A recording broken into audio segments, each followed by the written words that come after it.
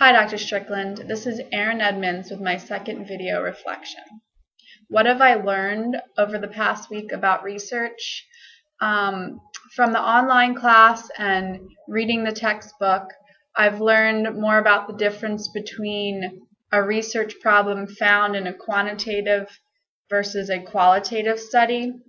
A quantitative research problem is more specific, and a qualitative research problem is more open-ended and general. I've also learned more about the sampling procedures that researchers use to get a fair sampling of participants. And also I've learned more about how researchers collect data.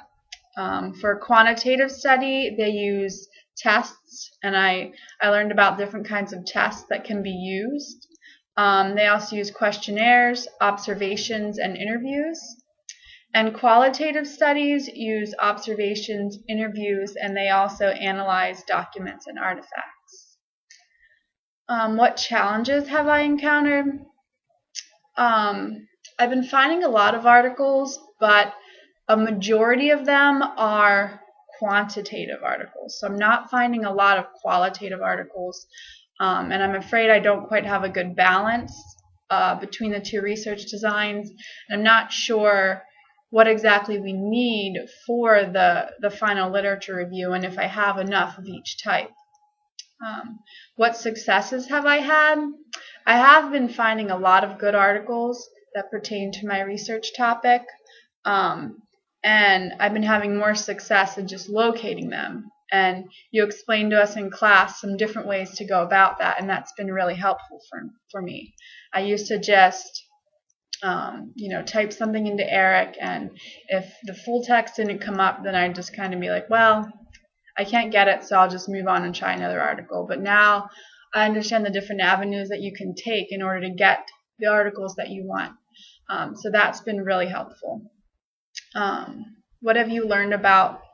What have I learned about myself as a researcher, as a consumer of research? When I used to read articles, I would just kind of, I would read them, but I wouldn't really pay attention to the references or where the author got their information.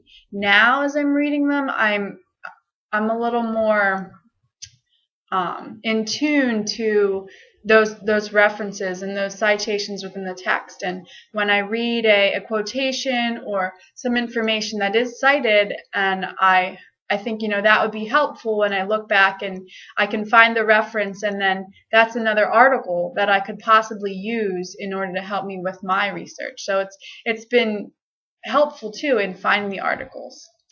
What next steps am I foreseeing?